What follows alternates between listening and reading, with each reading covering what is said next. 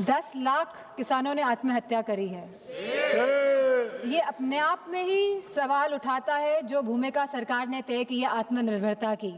भारत एक कृषि प्रधान देश है। हमारे किसान पूरे भारत का पोषण करते हैं, लेकिन दुख और तकलीफ की बात यह है कि जिस किसान के कंधे पर देश का बोझ है, आज वही किसान आय की अनिश्चितता, कर्ज और बढ़ती लागत से दबा जा रहा है। जो भूमिका बनाई जा रही है पूरे देश के लिए, वह बनाई जा रही है आत्मनिर्भर भारत के लिए। किसान हमारा सम्मान पा सके, समृद्ध हो सके, आगे बढ़ सके, लेकिन इस भूमिका के अनुरूप जो कार्य होना चाहिए, मुझे नहीं लगता कि भारतीय जनता पार्टी की सरकार वह कार्य कर पा रही है। जो वास्तविक तस्वीर है वो कुछ और ही दर्शाती है।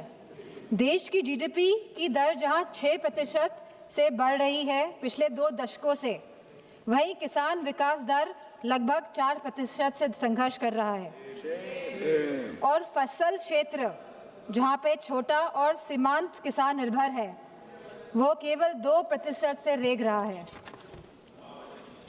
जहां सरकार ने वादा किया था कि किसानों की आय दुगनी कर देंगी, तो आज ये वादा आसमान छूने जैसा है। आज हमारे किसान भाइयों की आय केवल 8,000 से 10,000 रुपये तक प्रति माह सीमित रह गई है। और अगर हम फसल की खेती की वास्तविकता की बात करें, तो यह आय केवल 3,800 रुपये प्रति माह तक सीमित रह गई है। जहां 46% देश की आबादी किसी कृषि क्षेत्र में है, वहीं आज हमारे किसान लगभग 50% किसान कर्ज में डूबा है। और पिछले 10 वर्षों में 10 लाख किसानों ने आत्महत्या करी है। ये अपने आप में ही सवाल उठाता है जो भूमिका सरकार ने तय की है आत्मनिर्भरता की, उसके ऊपर।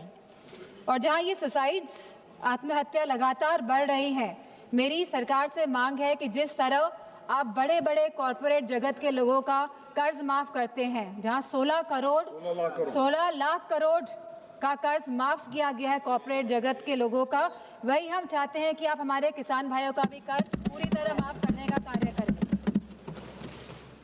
हमारे अभी भारतीय जनता पार्टी के सांसद बोल रहे थे कि एमएसपी की बात विपक्षी दल क्यों कर रहे हैं, तो ये तो भारतीय जनता पार्टी के घोषणा पत्र में था 2014 के कि आप स्वामीनाथन कमीशन के फॉर्मूले पे एमएसपी तय करेंगे।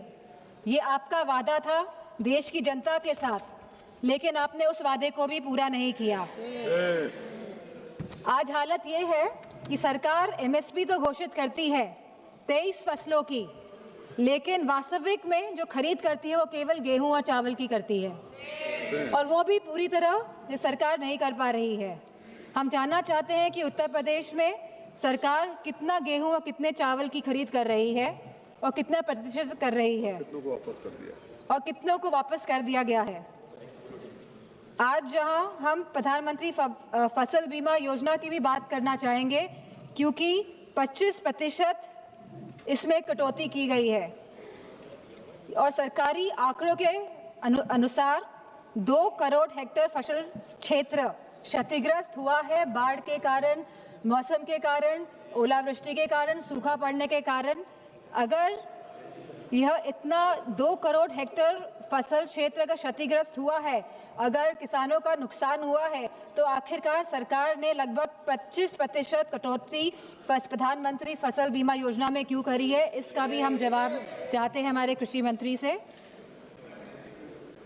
आज जहां आत्मनिर्भरता की बात हो रही है, हम लोग लगभग 20% निर्भर हैं आयात पे दालों को लेकर, और लगभग 70% खाद्य तेल को लेकर हम निर्भर हैं दूसरे देशों पर। तो हमारी मांग हमारे कृषि मंत्री से ये है कि दालों के लिए और तिलहनों के लिए एमएसपी वह सुनिश्चित करें, जिससे कि हमारा देश वाकई में आत्मनिर्भर बने, हमारे किसान आत्मनिर्भर बने। बजट की अगर हम फिस्कल आर्किटेक्चर की बात करें, तो जहां पे कैपिटल इन्वेस्टमेंट और रेवेन्यू एक्सपेंडिचर में तालमेल होना चाहिए, तो वहीं पे देखा गया है कि पूरा का पूरा जोर और पूरी की पूरी ढलान जो है वो रेवेन्यू एक्सपेंडिचर की तरफ जा रही है।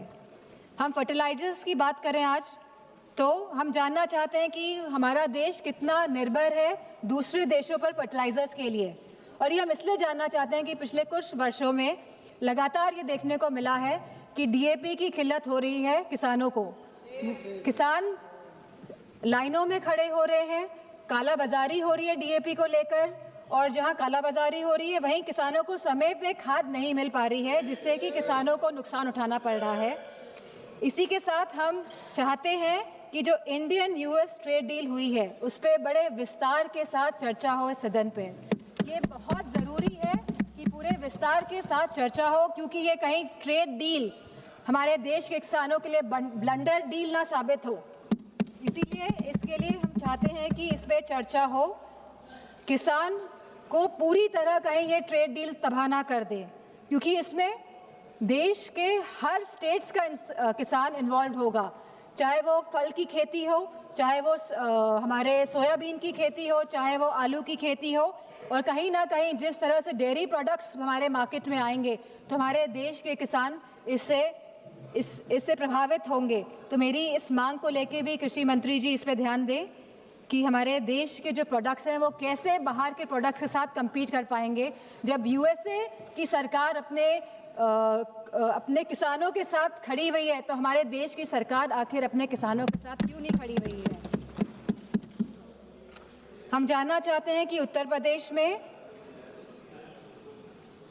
भारतीय जनता पार्टी की सरकार ने भंडारण को लेके क्या व्यवस्थाएं करी हैं, ये और मंडियों को लेके क्या व्यवस्थाएं करी हैं, क्योंकि मेरी कॉन्स्टिट्यूंसी मैनपुरी है और अभी कुछ एक हफ्ते पहले जहाँ पे मैनपुरी और आसपास के सभी ज़िले, चाहे वो फर्रुखाबाद हो, चाहे वो इटावा हो, चाहे वो एटा हो, चाहे वो कन्नौज हो, यहाँ पे आलू की बहुत बड़ी पैदावार होती है।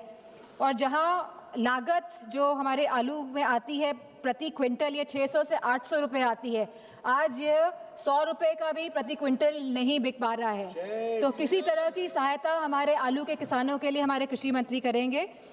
और जिस तरह हमारे इस क्षेत्र में लहसुन की खेती भी होती है और मूंगफली की भी खेती बड़े पैमाने में होती है, तो हम जानना चाहते हैं कि कोई भी एग्रो प्रोसेसिंग क्लस्टर मैनपुरी या आसपास के ज़िलों में कृषि मंत्री जी लगाएंगे या नहीं लगाएंगे, क्योंकि एग्रीकल्चरल इंफ्रास्ट्रक्चर जो फंड है वो केवल 910 करोड़ का है।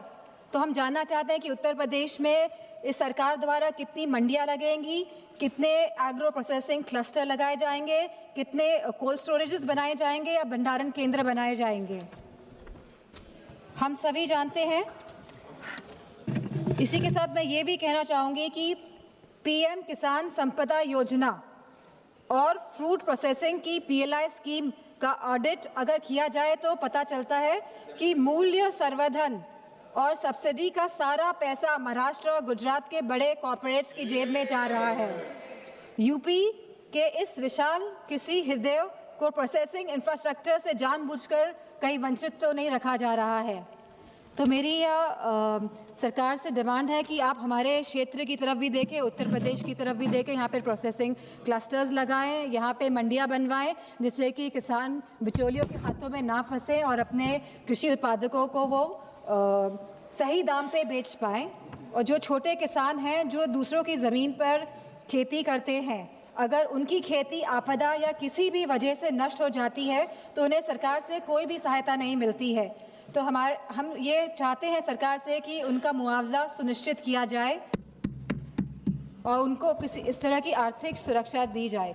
इन्हीं किसान दुर्घटना बीमा में जहां 5 लाख रुपए आज किसानों को मिल रहे हैं, तो हमारी ये गुजारिश है सरकार से, हमारे कृषि मंत्री से, कि इसे बढ़ाकर 10 लाख रुपए किया जाए।